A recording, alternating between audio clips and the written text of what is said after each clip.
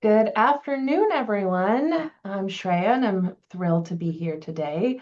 I'm the Catalyst Program Director at Rachel's Network, as Jamie said. And today we're excited to feature Tricia Cortez, who's the Executive Director of the Rio Grande International Study Center, also known as RISC.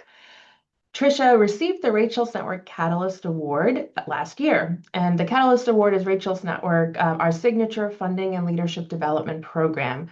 It's our way of supporting and uplifting mid-career women of color environmental leaders. Funds for this award are provided by Rachel's Network funder members, as well as other donors and foundations. The application and review and selection process weaves together efforts by women all across our sector: environmental funders, Rachel's Network members, past awardees and finalists, and other women of color leaders in the field. A link to the award is going to be dropped in the chat. The nomination form is now open, so we really would love to hear from you, who else we should be uplifting and paying attention to. So please nominate any other woman of color leader that you can think of. And then the application is actually going to open next week. So if you are signed up for the Rachel's Network Digest or Friends Digest, you'll receive a link to that as well. Okay, we are thrilled to learn more about Tricia's work in today's conversation. As I mentioned, she is the executive director of the only environmental nonprofit organization in Laredo, Texas.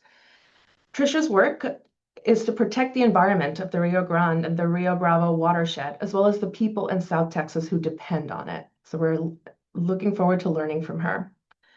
She is going to be interviewed today by Counterstream Media's co-founder and president and 2025 Catalyst Award finalist, Shilpi Chotre. Shilpi is an award-winning climate justice advocate, journalist, and media strategist. In 2021, she started what became Counterstream Media as People Over Plastic, a podcast and storytelling hub for the environmental justice narratives not often found in mainstream media. And she also hosts a People's Climate for the Nation magazine.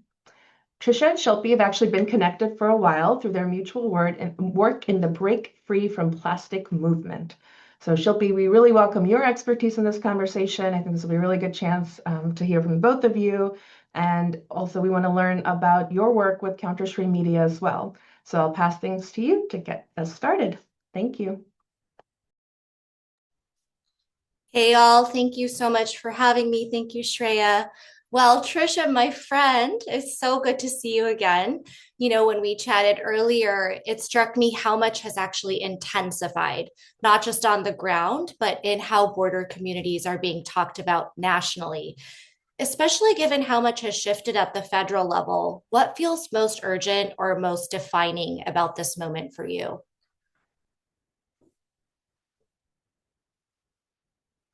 You are on mute. Ladies, good morning, good afternoon. It's so good to be here with y'all in community. And to all of our fierce male supporters too, thank y'all. It's really good to be here and to talk with y'all about our neck of the woods here in South Texas on the border, and how things are evolving and what's most pressing for us right now. And what I have to say is it is these quiet but very aggressive plans for border wall construction.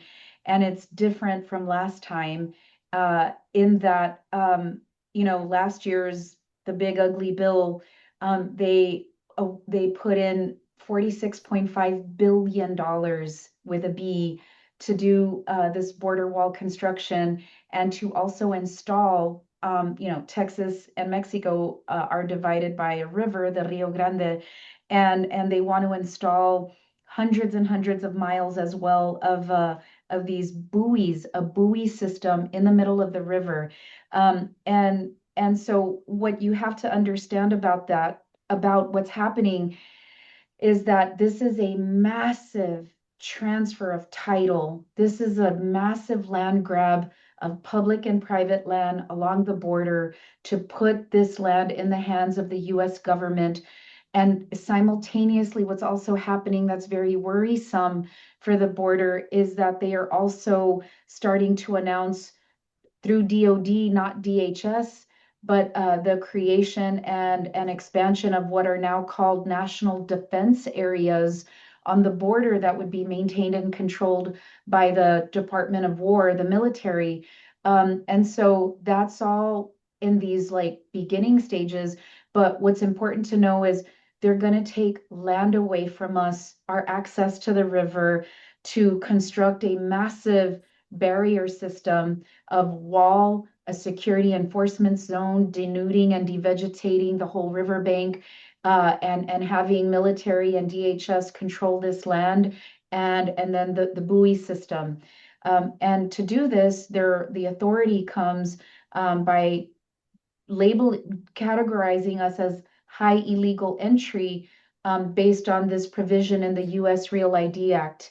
When what that means is they suspend and waive dozens and dozens of federal laws that we as border communities, as American citizens, do not have access to, the NEPA and all sorts of environmental and preservation laws. And what's different this time is this blanket massive suspension of federal procurement and contracting laws and processes in order to expedite construction of this infrastructure project. And the last thing I'll say is, while we have been labeled as high illegal entry, to give the DHS Secretary Kristi Noem the authority to suspend and waive all the laws and then do this is we are at historic lows of apprehensions, almost zero. The whole border, and especially us, there's 9 sectors of CBP on the whole southern border. The Laredo sector, Webb and Zapata counties is one. We always rank in the middle, 4th or 5th, but we're at like near zero. So it's just there's no real basis for something so expensive and so destructive to do this to our community long after these guys are gone, that we're going to be left to deal with.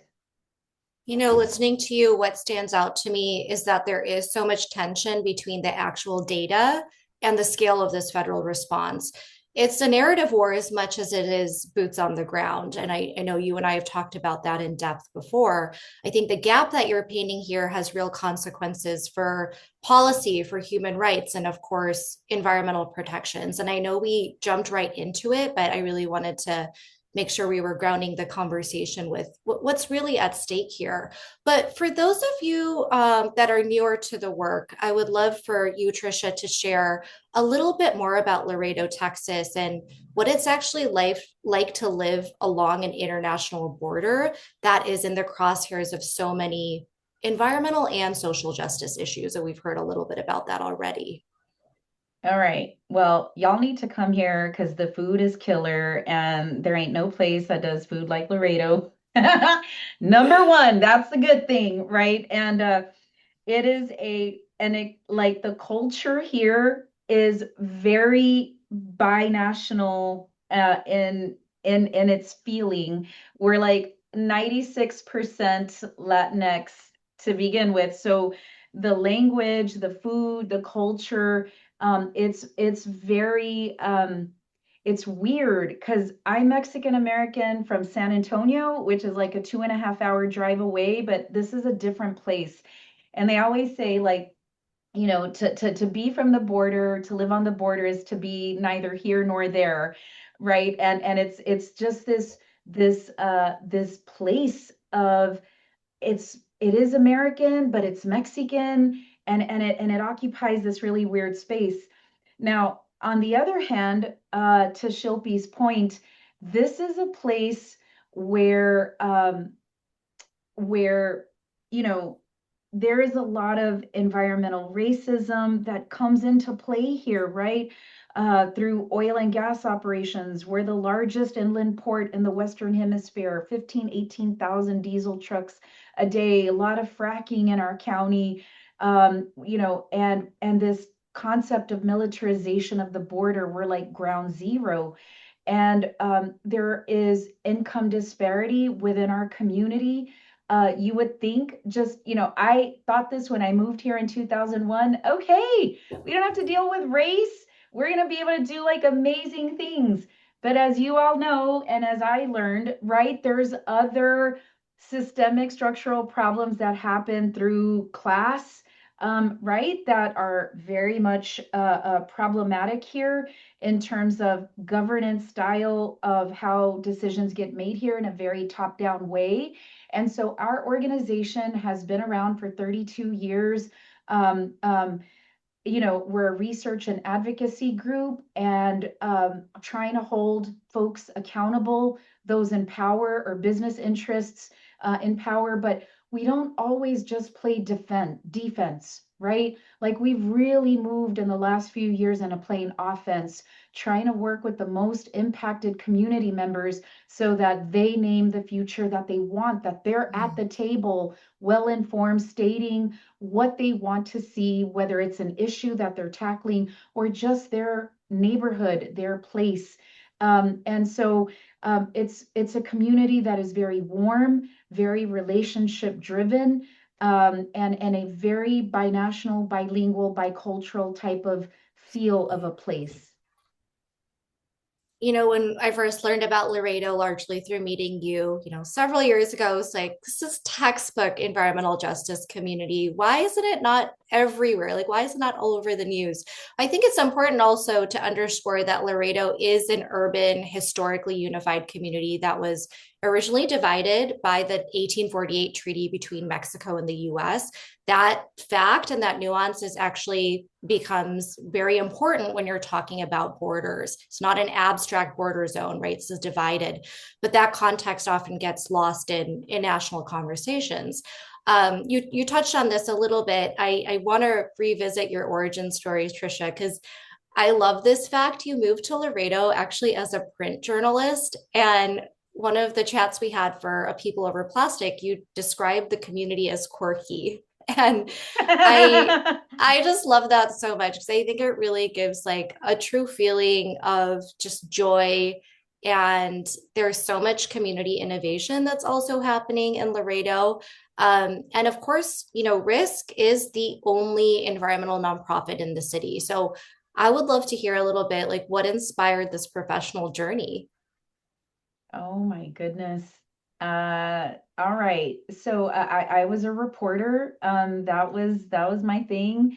And then I got burnt out after doing this for 7 years. I just felt burnout and wasn't sure what I wanted to do next. I had covered stories of this organization that had sparked an environmental awakening and consciousness, and there, like the founding members of this org, I mean, they really went through a lot and had nothing to work off of, very little.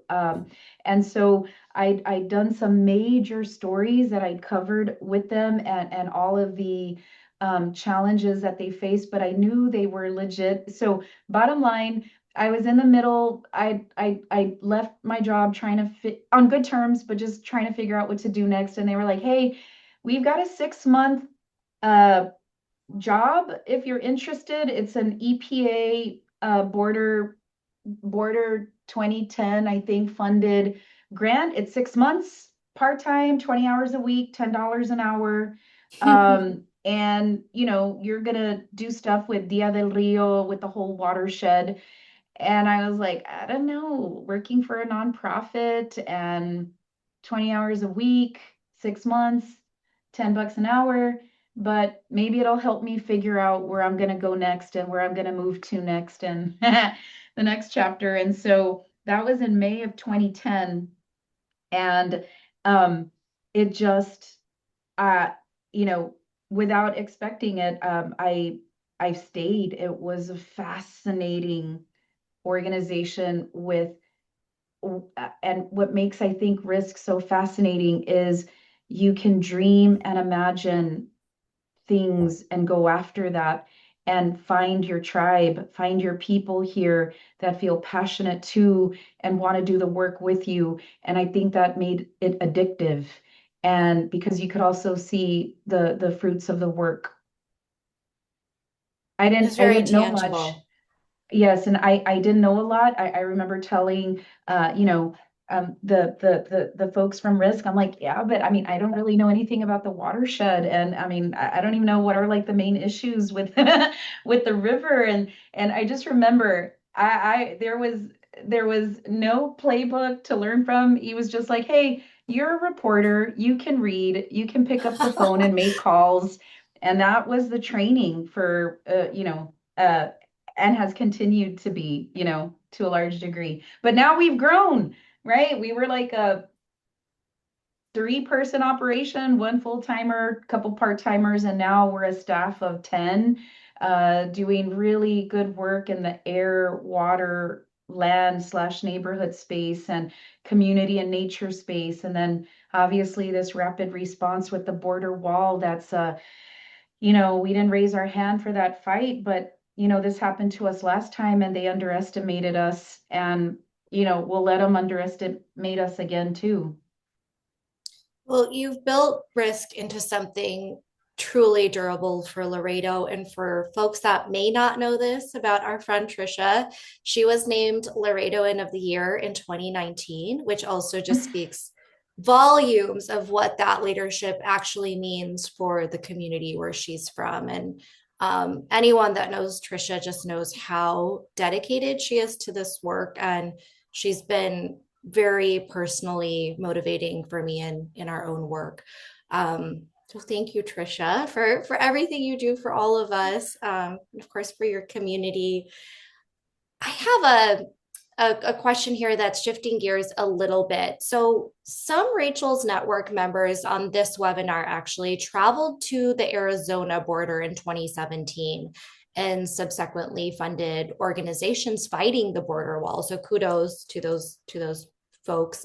Really amazing to see that kind of traction and interest. But Tricia, you are on the front lines of this fight. What's happening with the border wall now? I'm going to just screen share if I can. I just wanted to quickly show y'all like apprehensions, how they're like at almost zero. So let me just show you really, really quickly, and then I'm going to answer Shilpi's question. So this is from the CBP, Customs Border Protection website from 2000 to 2026. Their data goes back to 1960, but you'll see there's always ebbs and flows, right, with apprehension numbers. But we're like at almost like zero. Laredo's in blue, and the whole entire southern border is in orange. And then we're working with a geomorphologist out of the Bay Area, and he's working on this study of impacts of what this wall system and security enforcement zone and buoys, what it could look like. And it's devastating. And we had a call with him a week and a half ago, and he kept using this word over and over. He's from Oakland, a place called Flow West. He's a fluvial geomorphologist, a river expert, Cool. and he kept using this word inevitable. And he used it over and over in our conversation, and it was about the inevitability of this failure of this system, the inevitability of this really destabilization of a river system that's dynamic and alive right now. And he described it's kind of like with climate change, you hit this tipping point, and after that, this either acceleration or deceleration happens that you just can't stop. Like that's kind of how it felt, what he described, and loss of life and loss of property and extreme damage. It was like, just he used the word inevitable. This is certain. And the US government has very little info out on designs, on risk mitigation, on studies, and we're left so vulnerable to this for the long haul. So what the feds have done for us in the Laredo sector, things really started in October with Nome, the DHS Secretary, Kristi Nome, starting to issue all the waivers of law for procurement and contracts.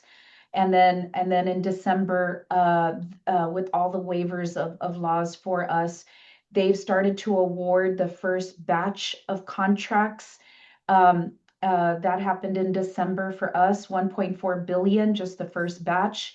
You know, it's the same guys as last time, Fisher, Sand and Gravel out of North Dakota, Salisco out of Galveston.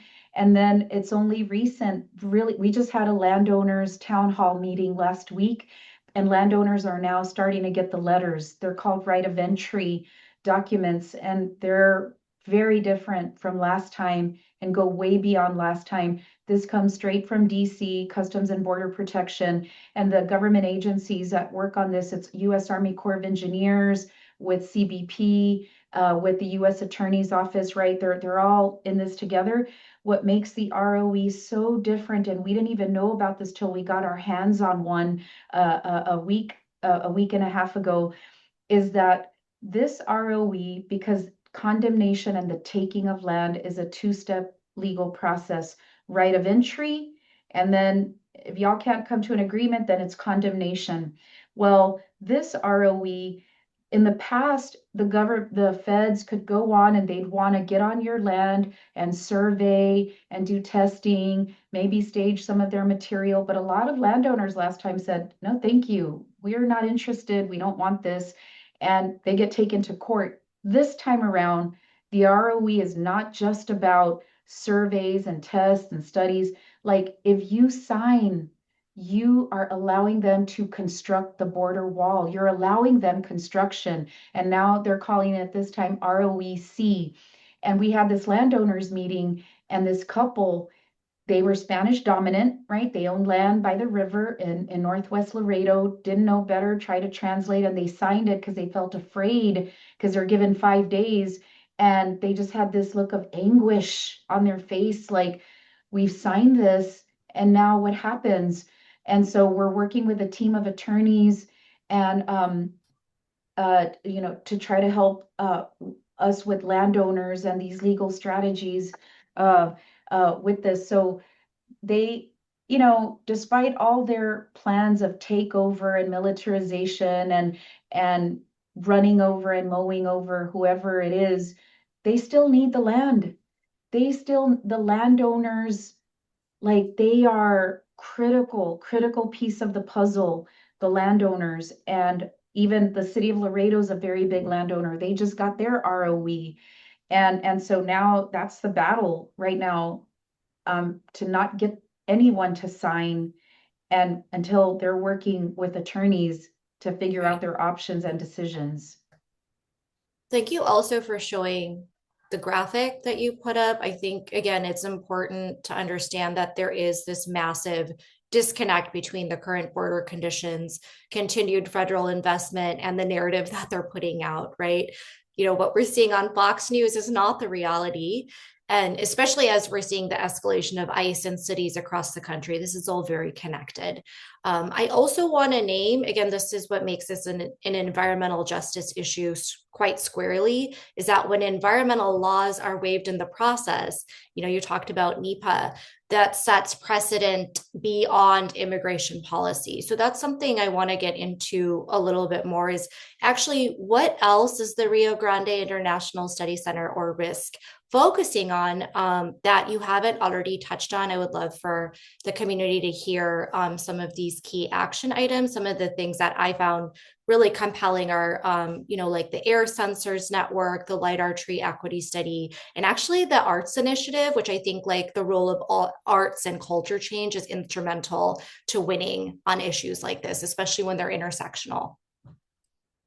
Yes. So again, we've tried to categorize our work into like these buckets of air, water, land / neighborhood / tree, and then youth and community and nature. So, under the Biden administration, through the Justice 40 initiative and IRA funds, it allowed frontline nonprofits like ours to have access to funds to do major projects with partners in a way we never could. And we were very aggressive in trying to go after these funds to piece it all together and build the airplane as we were flying it as an org.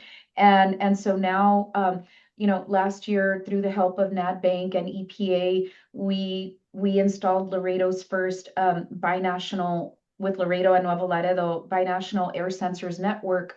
We did phase 1, which was the first 19 sensors, and we're creating a community-driven based binational air council to start looking at the data, understanding it, what are solutions to improve our air quality. And then this year, we're starting phase 2, which is 35 more low-cost sensors for PM 2.5, and then 4 high-quality sensors that are going to measure the diesel particulate or black carbon. And that's really exciting.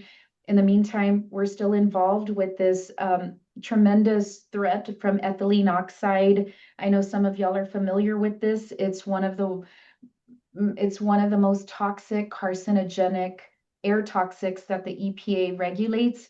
So our attorneys are Earth Justice on quite a few pieces of litigation.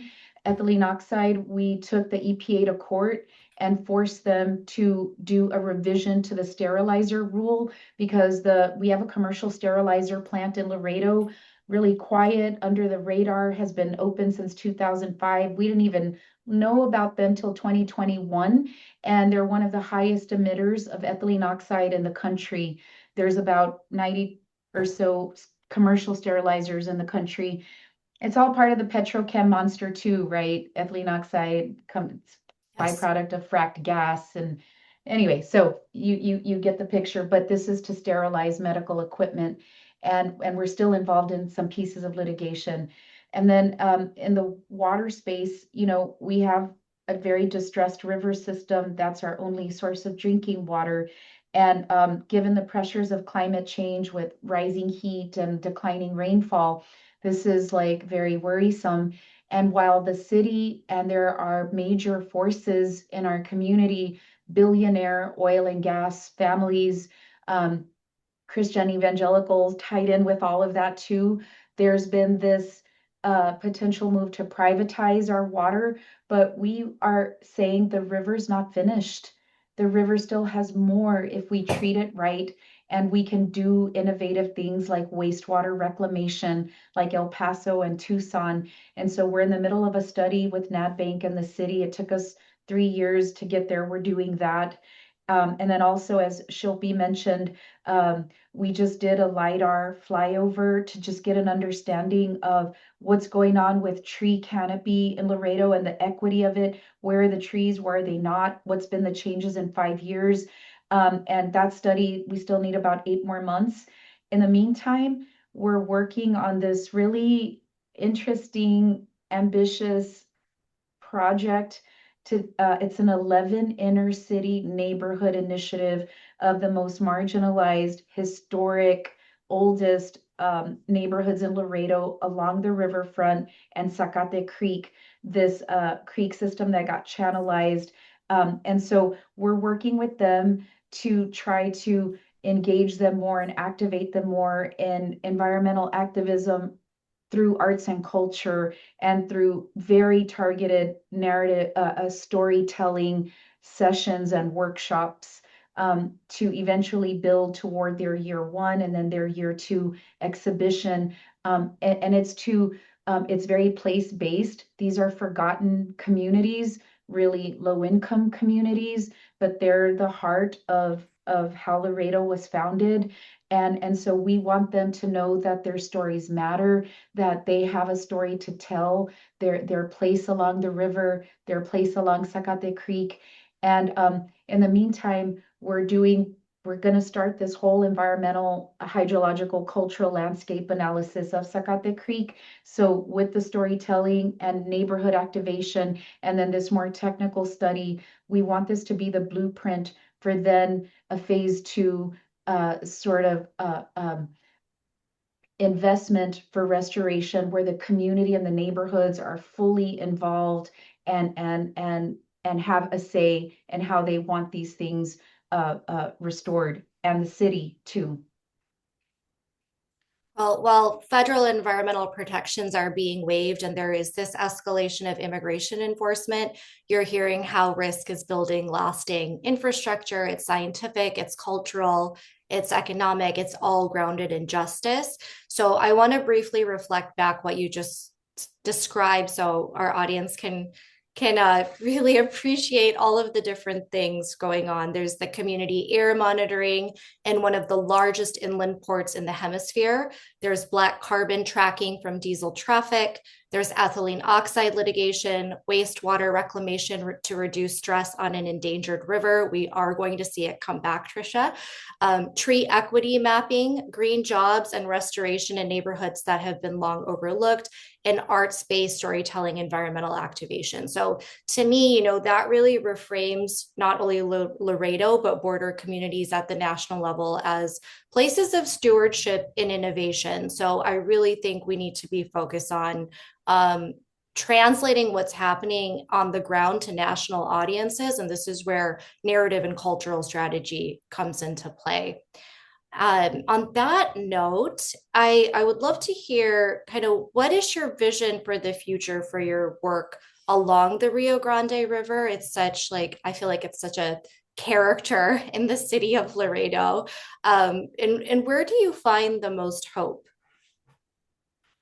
I think it's it's with the people that we work with. I know that sounds cheesy maybe, but I don't know how else to describe it.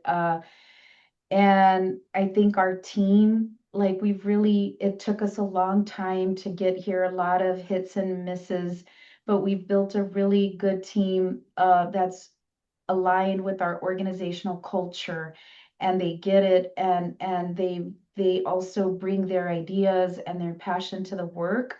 And so a lot of the work that we have to do, just given what it is we always have to be thinking, okay, our inside outside track.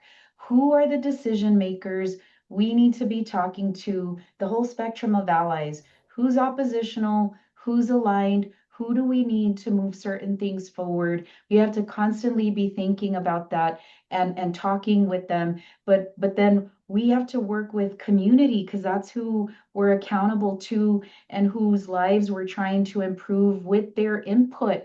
And so I think it's these neighborhoods where we're doing work, different groups in our network that we're working with in Laredo and Nuevo Laredo, that are hungry, for a space that will take them in, keep them well informed, allow them to give their ideas, and then push and push and pressure and pressure. And again, it's not always defense, right?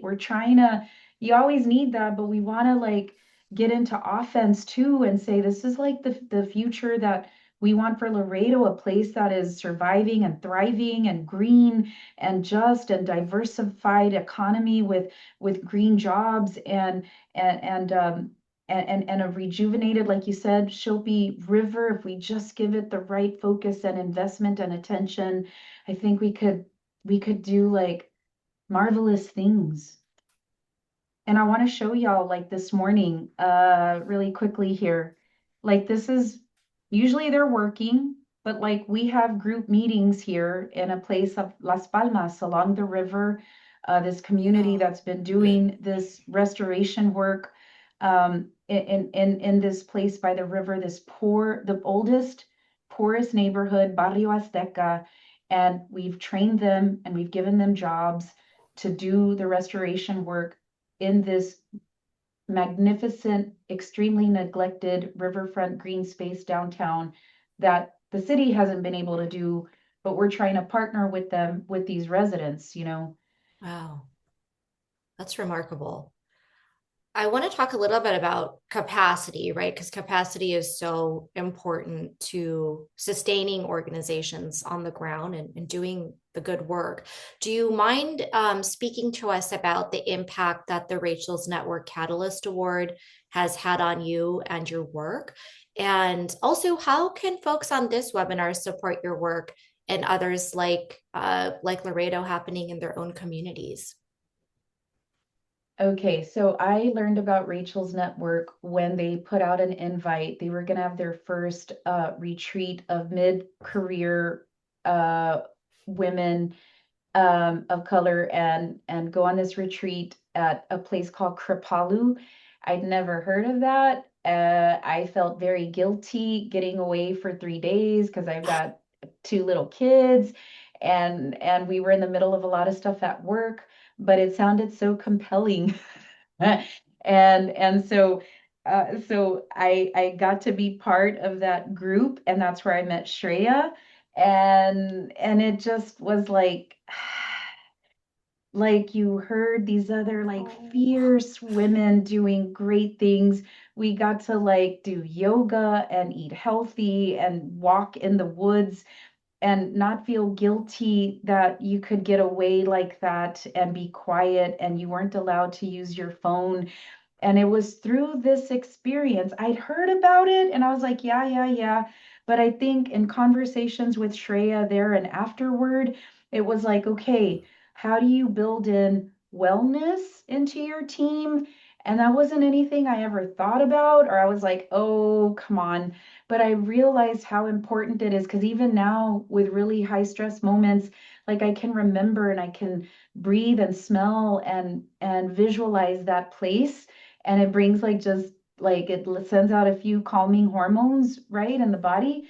And so now we're doing that with our team, and we've developed a culture club in-house where they think of things that would be fun to do with the team, go after some wellness funds and do little field trips that are enriching and not work related, but where we get to bond. And that's been Rachel's network has opened me to that. Believe it or not, 15 years in, I hadn't even thought that that was important to do. And I see now it is very important to do for all sorts of reasons. And then the second part of your question, Shilpi, was it was Rachel's network. Oh, how can people give? I'm going to put a link for the No Border Wall because we need help. We're getting attorneys. We're doing major nonviolent direct action, NVDA, creative actions, putting billboards up, doing outreach to landowners. They're so vital. We got to do mail outs. We got to have town halls. All these things come with costs. And because we need to defeat something that is so, I don't even know what the word is. It's like so terrible in its massiveness of how they would close off our historic city, 1755, that it was founded, indigenous people crossing here thousands of years before because of the river, and it would wall us off from our very source of life, the river, and it would leave something so ugly for our whole city. And I don't want my kids to grow up in a walled off community, right? Like we deserve so much better than that, and they deserve better than that, and everybody else does. And it's for a political promise. Like that's what's so wrong about it, and that we're pawns in this big political game of control and militarization, and that they would take our rights as American citizens, take that away is like unconscionable.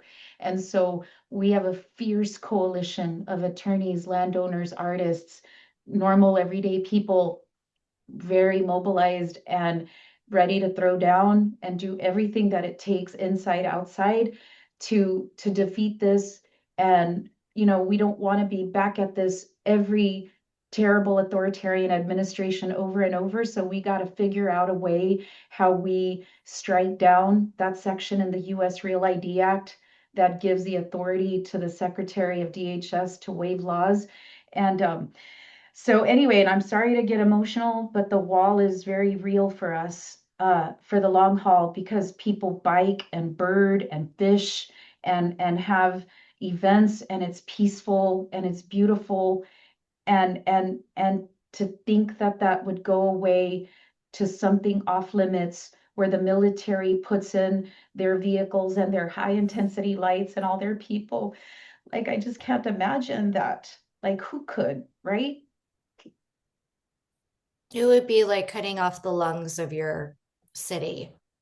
I think you've really painted a poignant picture of what's at stake and tangible ways that people can get involved. I want to ask one final question, and that's, for over 15 years, you have been steadfast in your commitment to Laredo and environmental and social justice work throughout the country and the world. And my last question to you is, what is a guiding principle that describes how you see the next 15 years?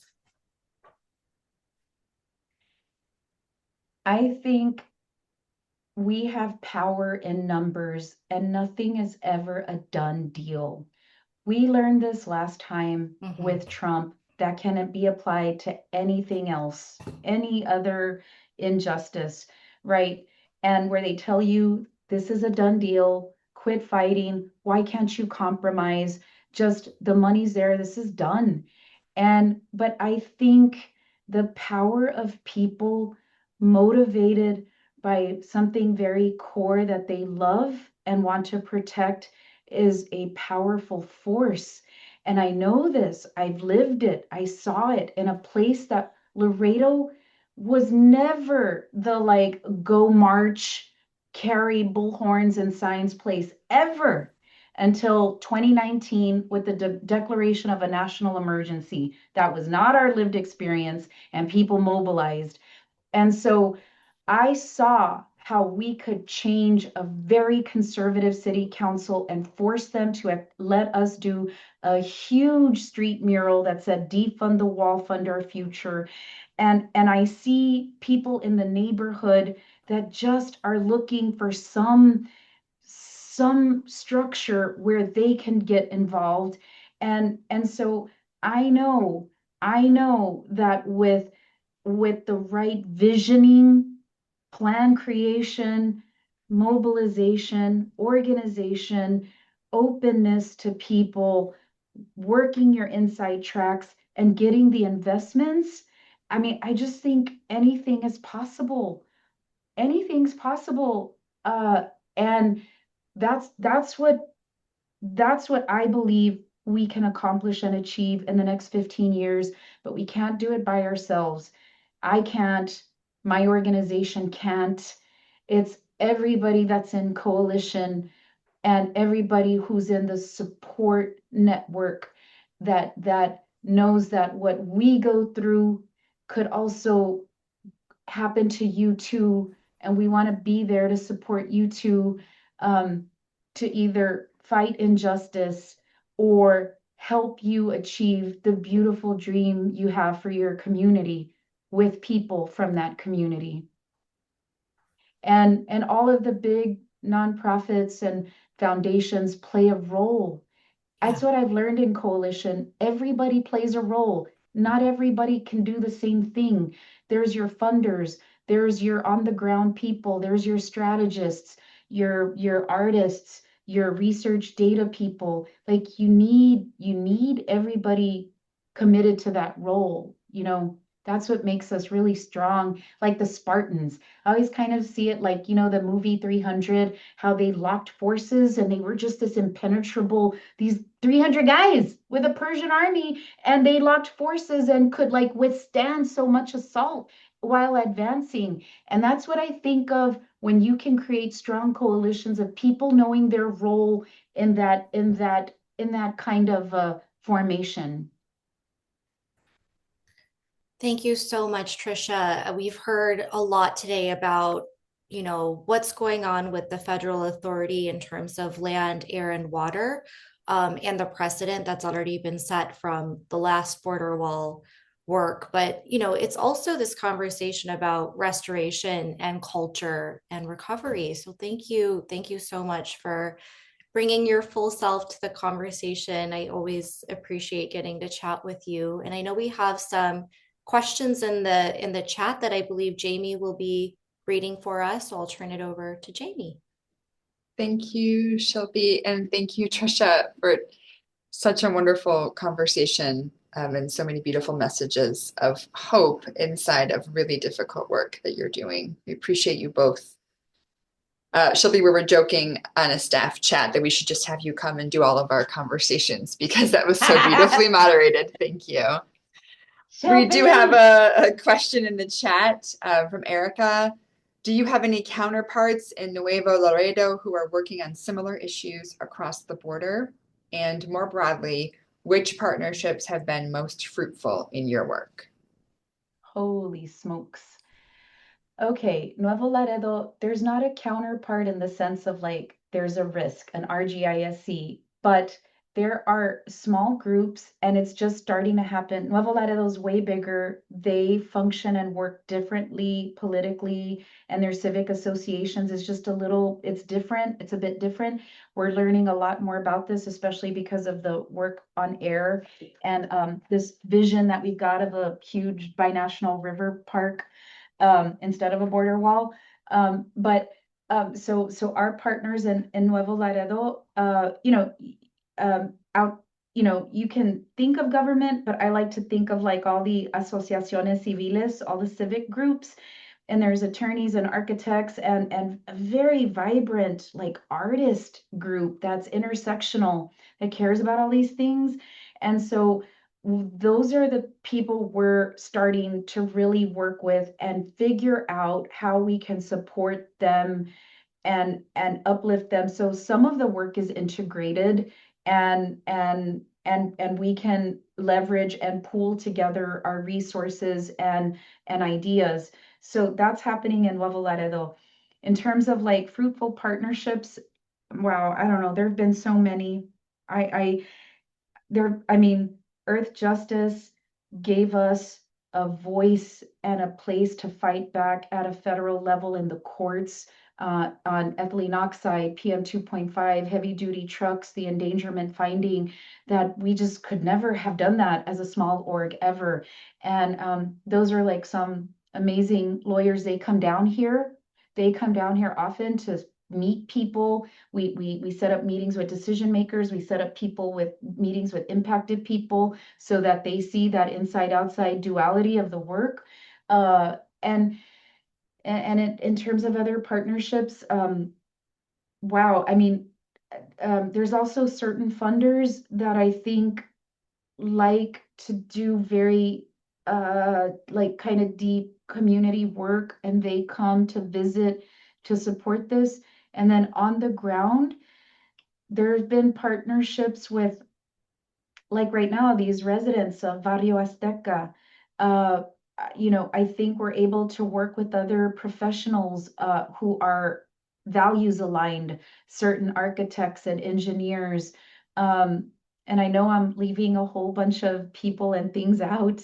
Um, and yeah, so I'm sorry about that, but I think just to go back in terms of things that opened my eyes and my world to this whole other place that was outside of my little bubble here in Laredo, I have to say, without a doubt, it was Break Free from Plastic and Green Latinos, because they were operating in this intersectional way, and especially Break Free from Plastic, that's just fierce. And I learned so much and tried to bring that back home and infuse that into the work and share this. And I would say those were like sort of catalysts for me to open RGISC's world to this bigger space of environmental justice that I wasn't very familiar with.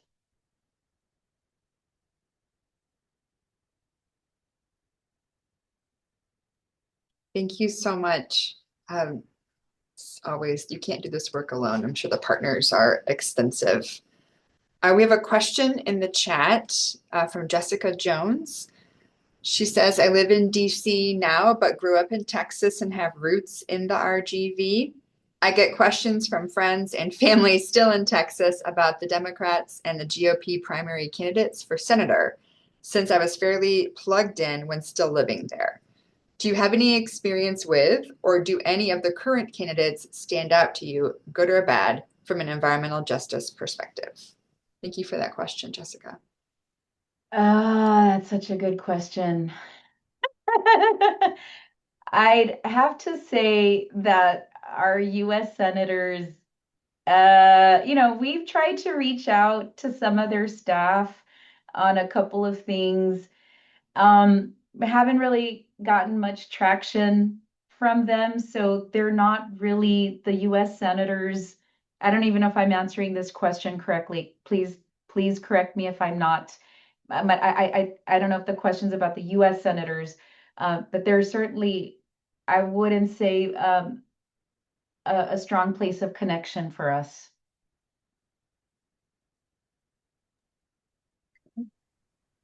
Shreya, I see your hand up. Tricia, so good to connect with you. And I'm gonna, I know we had a chance to also get to know each other during the Catalyst application process. So I'm gonna bring in some, I guess, privileged information from that. So sorry to put you on the spot a little bit, but I know something that you've shared with some of the big dreams you have around writing. And I was wondering if you could share a little bit more about your writing aspirations. And also, this is a gentle reminder to see where you are in that process. And if there's any way we can also continue to support you in that. Yes. So the funds that we get from Rachel's network, they give a chunk to your org. So thank you.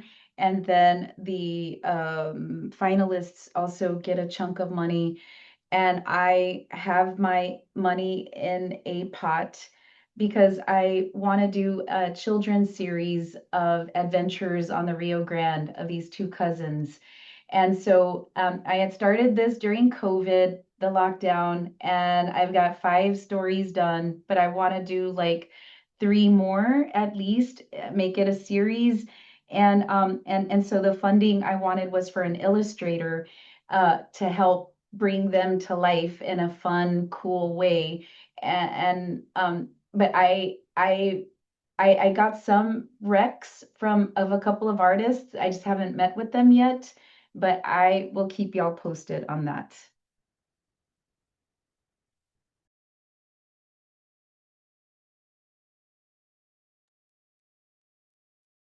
Oh, you're muted, Tricia, for me. Sorry. Sorry. Yeah, so the stories had gotten started during COVID. A couple of years later, I worked on another one, but I need to find the time, like just like some good space and time to finish the stories and then get an illustrator to come in and help bring it to life. Okay, I'm gonna jump in now, everyone. Hello, I am Fern Shepherd, the president of Rachel's Network. I want to first just thank Tricia and Sylvie for this conversation.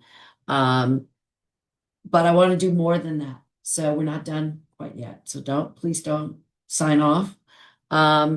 First thing I want to do is encourage all of you to think about ways that you can support Tricia and her community right now with this incredibly intensive fight that they're in and the good work that you're trying to do to continue to address a range of environmental challenges, many of which she mentioned. She put a link in the chat that you can use to donate to our organization. You can also, and that may get re-upped again by Jamie, if you also would like to donate through our organization, you can do that too.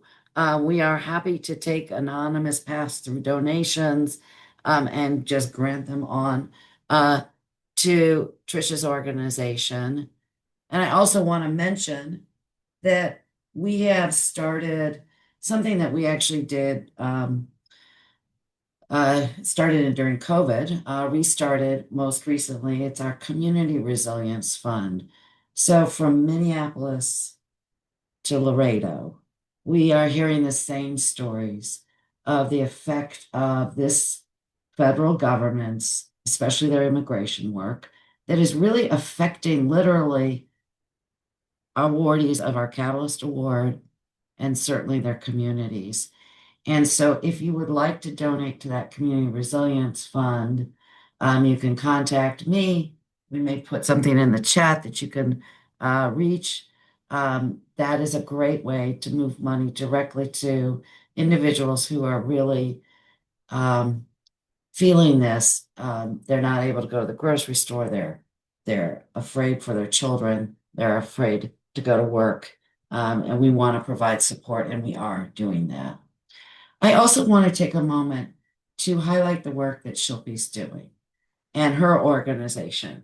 It's Counterstream Media, and you just saw what a fabulous interviewer she is and the work that she is doing to elevate the voices of people across the country who are suffering from environmental injustice. It's the storytelling that she's doing not only helps share really important stories that aren't getting captured elsewhere in the media, but it also is creating the narrative for the kinds of solutions that are needed. So I think we've put in the chat a link to Counterstream Media. And I encourage all of you to take a look at that organization and consider supporting it as well. And so that we can support everything that Shilpi's trying to do, because you can see what a talent she is, and her work is really important. So I want to finish now by asking a question that we always ask our speakers, because care is an important part of what we value here at Rachel's Network. It's why we did the retreat that Tricia referred to. It's why we will do more of the same. It's why we have the Catalyst Award. And so I wanted to ask both Shilpi and Tricia to share with us your favorite way of taking care of yourself while you're doing some really important, but also really hard and stressful work. So how about Shilpi, if you would go first, that'd be great. Sure. Thank you, Fern, for such a gracious, kind feedback on our work.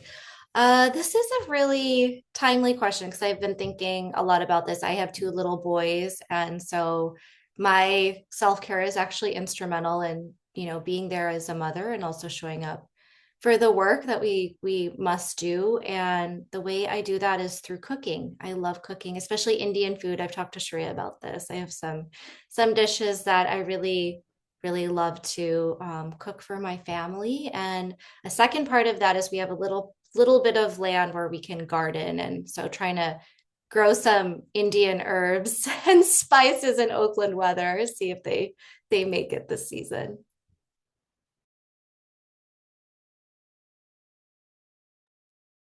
That's great. That's Tricia. awesome.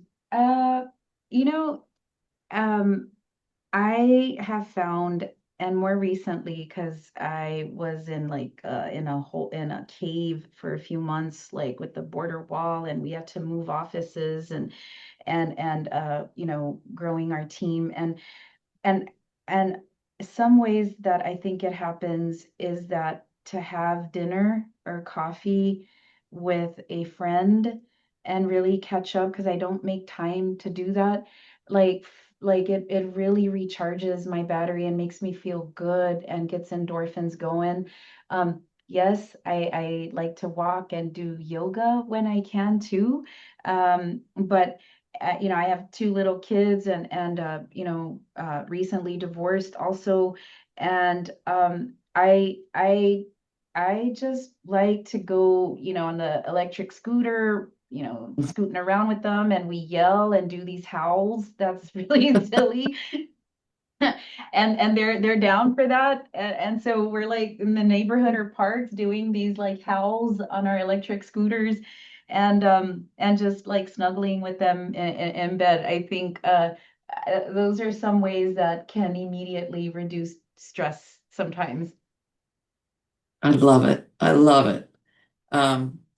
You some point send us photos. And Shilpi, we're all just going to come over and join you for dinner one evening. You're all invited.